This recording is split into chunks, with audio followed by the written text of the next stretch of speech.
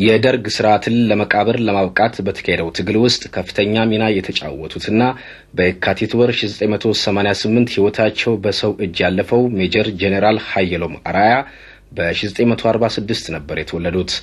የአንደኛ ደረጃ ትምህርታቸውን በእንዳስላሴ የሁለተኛ ደረጃ ትምህርታቸውን ደግሞ በአዲግራት ነው የተከታተሉት። በትምህርት ቤት ቆይታቸው የመልካም ጸባይ ባለቤትና ትጉህ ተማሪ እንደነበሩ አብሮ አደጎቻቸው የሚመሰክሩላቸው ሜጀር ጄኔራል ሀየሎም በ1960ዎቹ ነበር በኢትዮጵያ የፖለቲካ ጉዳዮች ላይ መሳተፍ የጀመሩት። በወቅቱ ይፈጸም የነበረው ፖለቲካዊና አስተዳደራዊ በደል ስላስቆጣቸው በ1968 ትግሉን ለመቀላቀል ወደ በረሃ ይገባሉ። ከተራ ታጋይነት እስከ ሰራዊት የበላይ መሪነት በመመደብም ህዝባዊ ትግሉን ወደሚያስተማምን ደረጃ በማሸጋገር ከፍተኛ ሚና ተጫውተዋል። የኢህአዴግ ሰራዊት የደርግ ስርዓትን ለማስወገድ ባካሄደው መራር ተጋድሎ እንደ ወርቅ በእሳት የተፈተኑ የጦር መሪ ነበሩ። ባለትዳርና የሁለት ልጆች አባት የነበሩት ሜጀር ጄኔራል ሀየሎም አራያ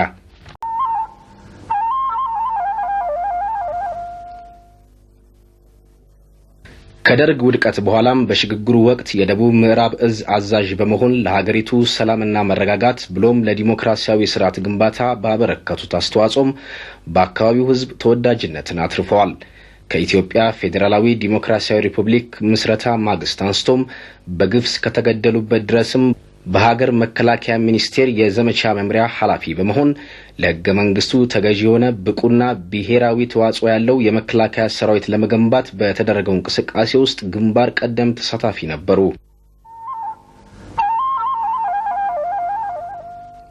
ሜጀር ጄኔራል ሀየሎም አራያ በህይወታቸው በህዝባዊ ጀግንነት በህዝባዊ ስራና ዓላማ የተጓዙ ታላቅ የጦር መሪና የትግል ሰው እንደነበሩ የትግል አጋሮቻቸው ይመሰክራሉ። ብርጋዴር ጄኔራል ሳሞራ የኑስና ብርጋዴር ጄኔራል አበበ ተክለሃይማኖት ሀየሎምን መስል ሀየሎም የጀግንነትና የአርበኝነት ምልክት ነው። መንፈሱም በዚህ ሊጠቃለል ይችላል። የዋህ ነው ግን ጀግና ነው። ጓደኞቹ ይወዳል፣ ህዝብ ይወዳል፣ ትግል ይወዳል፣ ሰላምም ይወዳል። ለዚህ ሁሉ ደግሞ እውነተኛ መሪ ነበር፣ ጀግና መሪ ነበር። በሚገባ የመረም ወደዚህ ደረጃ ደርሰናል። የሀየሎም ከሰራዊት ጋር የነበረው ግንኙነት ነው። የሰራዊቱን ሁኔታ የሰራዊቱን የልብ ትርታ ያጠናል። አጥንቶ የሰራዊቱን ችግሮች ይፈታል። ሰራዊቱን እንዲዋጋ የጀግንነቱ እንዲጎለበት የተለያዩ ማንስም ነበረው። ስለዚህ ጥሩ የመግባባትና ሰራዊቱን ለአንድ ዓላማ የማሰለፍ ትልቅ ችሎታ የነበረው ጓድ ነበረ። ሜጀር ጄኔራል ሀየሎም አራያ የዓላማ ጽናታቸውና ህዝባዊ አመለካከታቸው ገና ከልጅነት ጀምሮ አብሮ እንዳደገባቸው የሚያውቋቸው ይናገራሉ። የኢትዮጵያ ህዝብ ውለታቸውን የማይረሳው የኚህ ታላቅ ታጋይ የቀብር ስነ ስርዓት በትውልድ ቀያቸው በእንዳ ኢየሱስ ቤተክርስቲያን ነው የተፈጸመው።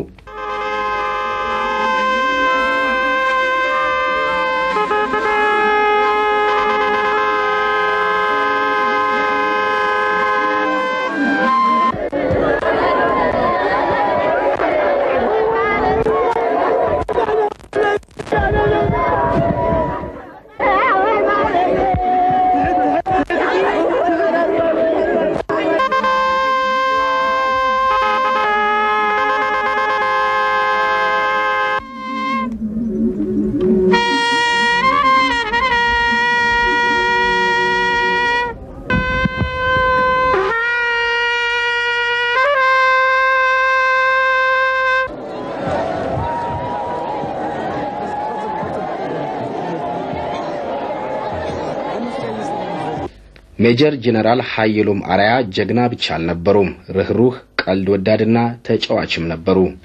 ናይ ሀየሎም ታሪክ ዘይፈልጥ ዘሎ ስለዚህ ይመስለኒ ብዙሕ ትንተን ነገር የውሉን ሀየሎም ውድብና ገና ደደቢት ከላ ተጋዲሉ የሀየሎምን ታሪክ የማያውቅ ያለ ስለማይመስለኝ ብዙ የምተነትነው ነገር የለኝም። ሀየሎም ወደ ሜዳ ከወጣበት ጊዜ ጀምሮ በጀግንነቱ የታወቀ ነበር። ከተራ ታጋይነት ጀምሮ የህዝባዊ ወያኔ ሓርነት ትግራይ ማዕከላዊ ኮሚቴ አባል ሆኖ ቆይቷል። የሃየሎምን ጀግንነት የማያውቅ ታጋይም ሆነ ህዝብ የለም፣ ጠላትም ቢሆን። ሃየሎም ግን ርህሩህ እንደነበር ታውቁ ኖሯል። ሃየሎም ተጫዋችና ቀልድ አዋቂ እንደነበር ታውቁ ኖሯል። ግን ሃየሎም በጣም ረህሩህ ሰው ነው አርገቷል። ሃየሎም ግን አስተዋይ የፖለቲካ መሪ እንደነበር ታውቁ ነበር። ሃየሎምን እየሸኘነው ነው። መቼም መሸኘት ለኛ አዲስ ባይሆንም ብቻውን እንዳልመጣ ሁላችሁም ታውቃላችሁ። ከብርሃነ መስቀል ጋር አብረው ነበር የወጡት። ብርሃነ መስቀል ተሰዋ። ሃየሎም ግን ትግሉን ተወጣ። እንኳንና ሃየሎም ብርሃነ መስቀልም አገን እንኳንስ ሃየሎም እነዚያ በረሃ የተውናቸውም በህይወት ሃየሎም አገሩ ገብቷል። የፈለገውንም ፈጽሟል።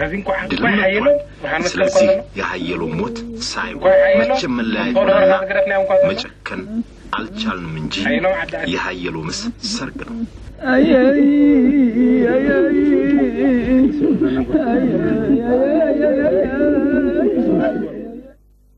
እንደ ግለሰብ መልካም ጓደኛ፣ እንደ አባት ጥሩ መካሪና አሳዳጊ፣ እንደ ታጋይ ደግሞ ወደር የማይገኝለት ጀግና የጦር መሪ እንደነበሩ ነው የትግል አጋሮቻቸው በዚህ ወቅት የተናገሩት።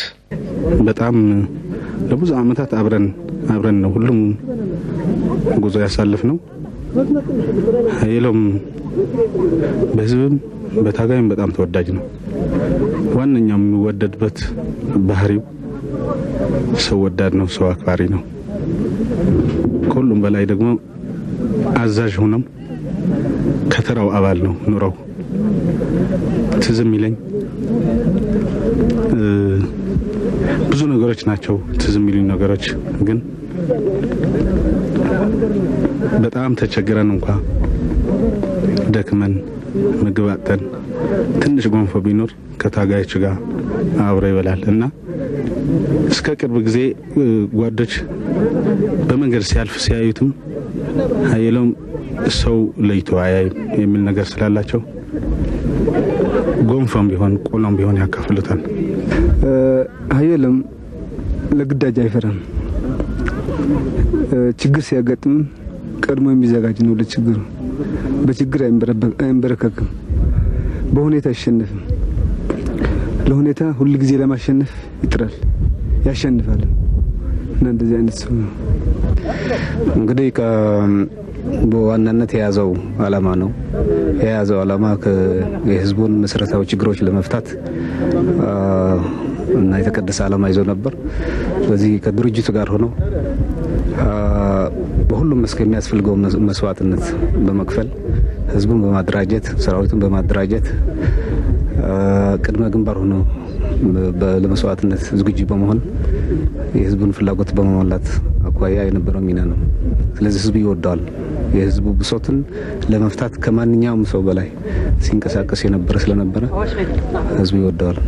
አሁኑ ትንሽ ያሳዘነን እርግጥ ለሀገሩ ምንም እዚህ ድረስ ቢያደርስ ትንሽ ያላየ በማለታችን ነው። ትንሽ ጊዜ ያልወሰደ ማለት በሚያልፍበት ጊዜ እንዲህ ተቀጭቶ መቅረቱ ነው መያዝነን እንጂ ለሀገሩ ለህዝቡ ነፃ አውጥቶ ስሙ ለዘላለም ለልጅ ቀርቶ ለዘላለም አስቀርቶ የሞተ ሰው ስለሆነ ከዚህ ወዲያ ምንም መጨመርበት የለም። የኢትዮጵያ ህዝብ ደግሞ ያውቃል ሙሉ ታሪኩ።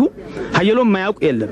እንደ ሌላ ሲቅር የሚያስገርመኝ ነገር ቢኖር አንድ ቦታ ውጊያ ነበረ በዚህ በአቀብሰር የሚባለው እና ምንም ሃየሎም አልነበረም። ግን ሃየሎም ማለት ብሎ ህዝቡን እንዲሁ ገበሬውን ሲያወራ እንትኑን ጦሩን ብዙ ብዛት የነበረው ስለነ ፈረሰ በስሙ ሲፈርስ ይሄንን ምንድነው ሲባል ሃየሎም መጣ ተብሎ ነው ተብሎ ፈርሶ እንትኑ ዘርጉን ሲፈርስ አይቻሉ እና የሃየሎም ነገር የመጨረሻ ታጋይና ጀግና ነበረ።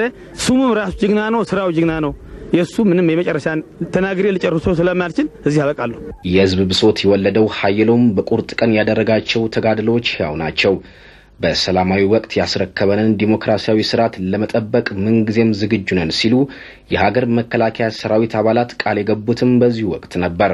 የሜጀር ጀነራል ሀየሎም አርአያ የቀብር ስነ ስርዓት በተፈጸመ በአመቱም ነው በገዳያቸው ላይ የተመሰረተውን ክስ ሲመለከት የቆየው ፍርድ ቤት የሞት ብይን ያስተላለፈው።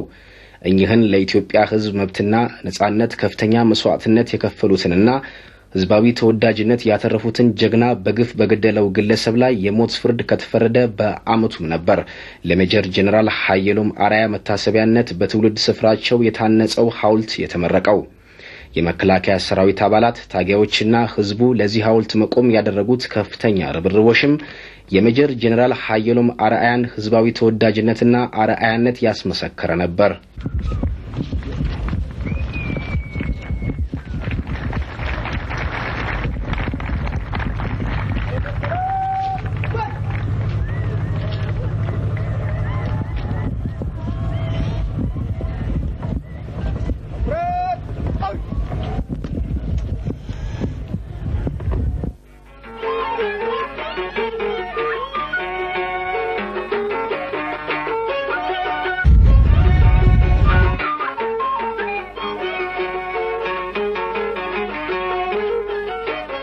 በትግራይ የተጀመረው ትግል ይበልጥ ወደ ህዝብ ውስጥ ገብቶ ህዝቡን በማንቀሳቀስ የበለጠ ሁሉም ለህዝባዊ ትግሉ አስተዋጽኦ የሚያደርግበትና ከነበረው ፋሽስታዊ ደርግ ነፃ የሚወጣበትን አቅጣጫና የትግል አግባብ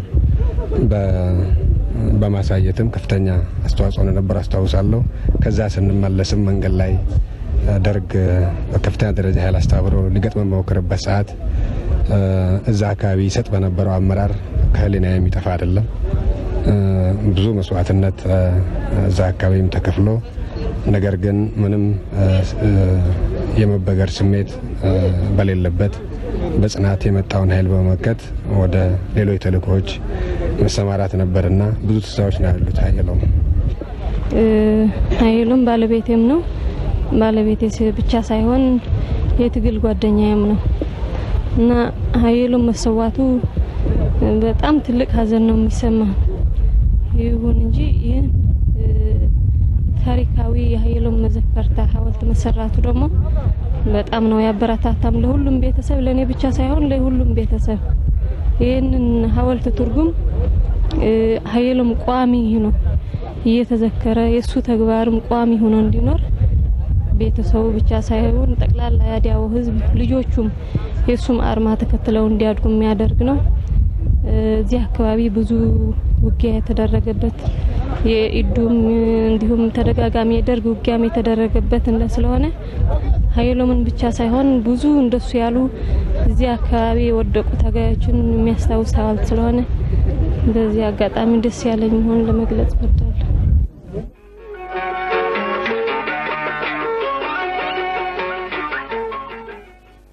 የጽናትና የቆራጥነት ተምሳሌት በነበሩት በሜጀር ጀነራል ሀየሎም አርአያ ላይ የግፍ ግድያ በፈጸመው ግለሰብ ላይ የተላለፈው የሞት ብይን በዛሬው ዕለት ተፈጽሟል። ለዲሞክራሲና ለፍትህ መስፈን በጽናትና በቆራጥነት በታገሉት ጀግና ላይ የግፍ አገዳደል የፈጸመው ግለሰብ በነጻ ፍርድ ቤት ነው የተዳኘው። ይህን ወንጀል የፈጸመው ግለሰብ በፍርድ ቤት የመዳኘት መብቱ ተጠብቆለት ፍርዱን ማግኘቱም ሜጀር ጀነራል ሀየሎም አርአያ በጽናት የታገሉለት የህግ የበላይነት መስፈኑን የሚያመለክት ነው።